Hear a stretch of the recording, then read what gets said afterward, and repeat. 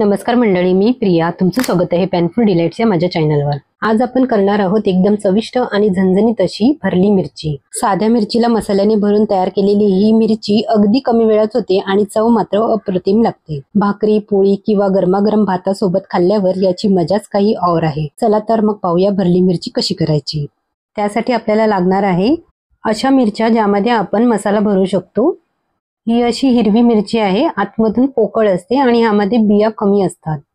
2 मोठे चमचे शेंगदाणे, चवीपुरता मीठ, पाव चमचा हळद, कोथिंबीर, अर्धा कप बेसन, अर्धा लिंबू, 1 मोठा चमचा लाल मिरची पावडर आणि 1 वाटी खोबरे. सर्वात प्रथम आपण पॅन मध्ये शेंगदाणे भाजून घेऊया, कारण आपल्याला या शेंगदाण्याचा कूट करायचा आहे. शेंगदाणे चांगले भाजून झाले आहे. आपण ते प्लेट मध्ये काढूया थंड होण्यासाठी. आता त्याच पॅन मध्ये आपण बेसन भाजून घ्यायचे आहे. मी इथे अर्धा कप बेसन घेतले आहे. ते चांगले भाजून घेणार आहे. हे बेसन कमी गॅसवरतीच भाजायचे आहे आणि यामध्ये काही तेल वगैरे टाकायचे नाही आहे. आता हे बेसन भाजून झाले आहे. आपण त्याला एका ताटलीमध्ये काढूया. आता आपण शेंगदाण्याचा कूट करायचा आहे. त्यासाठी शेंगदाणे मिक्सर मधून काढून घेऊया.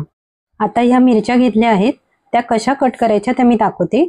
आधी मिरच्या स्वच्छ पाण्याने धुवून घ्यायच्या, नंतर ते कापडाने स्वच्छ पुसून घ्यायच्या. त्यानंतर मिरचीला असा मध्ये सुरीने कट द्यायचा. मिरची एक साइडनेच कट करायची आहे, म्हणजेच ती देठापासून शेंड्यापर्यंत कट करायची आहे. आता मिरचीच्या आतमध्ये असलेल्या सगळ्या बिया काढून टाकायच्या आहेत. मिरचीच्या देठाजवळ खूप बिया असतात, त्यामुळे त्या अलगद अशा बाहेर काढायच्या आहेत. मिरचीचा देठ तुटणार नाही याची खबरदारी घ्या, नाहीतर मसाला भरल्यावर तो बाहेर येऊ शकतो. आता असे ठोकून त्यामधल्या बिया बाहेर काढायच्या आहेत. हे बघा, मी मिरचीच्या पूर्ण बिया काढल्या आहेत. अशाच प्रकारे आपण दोन्ही मिरच्या साफ करूया.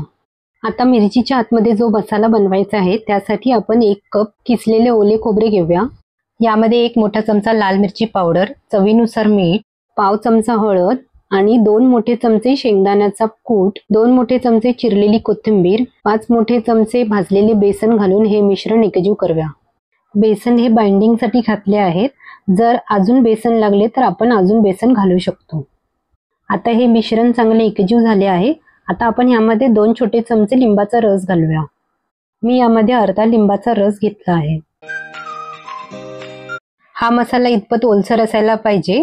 जर तो कोरडा राहिला तर तो मिरची बाहेर येऊ शकतो. आता हे मिश्रण एकजीव करूया. आता हा मसाला तयार झाला आहे. आपण तो मिरचीमध्ये भरूया.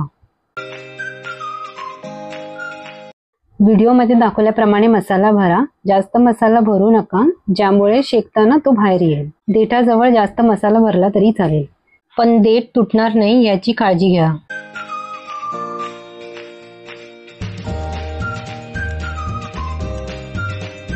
असा मसाला भरल्यानंतर मिरची दोन्ही साइडनी जराशी दाबून एक्स्ट्राचा मसाला बाहेर काढा. आपली ही एक मिरची भरून तयार झाली आहे. आपण बाकीच्या मिरच्याही अशाच भरूया.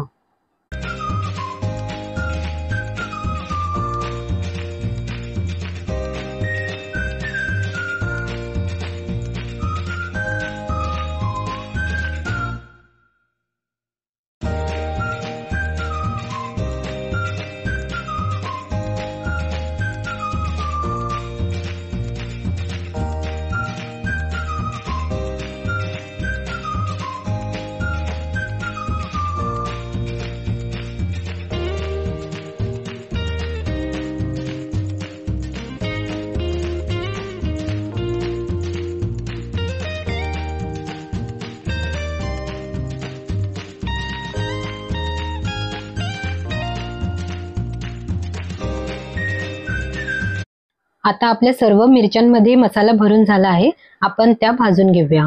आता त्याच पॅन मध्ये 3 मोठे चमचे तेल घ्यायचे. तेल गरम झाले की त्यावरती अशा उलट्या मिरच्या ठेवायच्या आहेत. पहिला मसाला जिथे भरला आहे ती साइड तेलामध्ये ठेवून अशी मिरची भाजून घ्यायची आहे.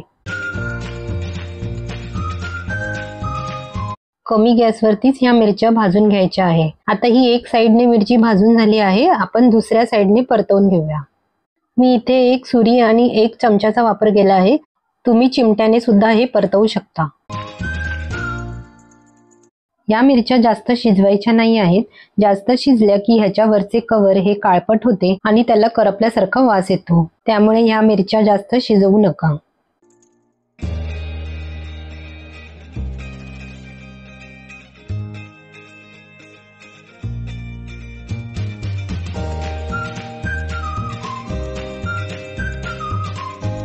आता एक एक मिरची अशी हळूवार दाबून कडेकडेने ती भाजायची आहे। आता ही दाखवते मी तशी।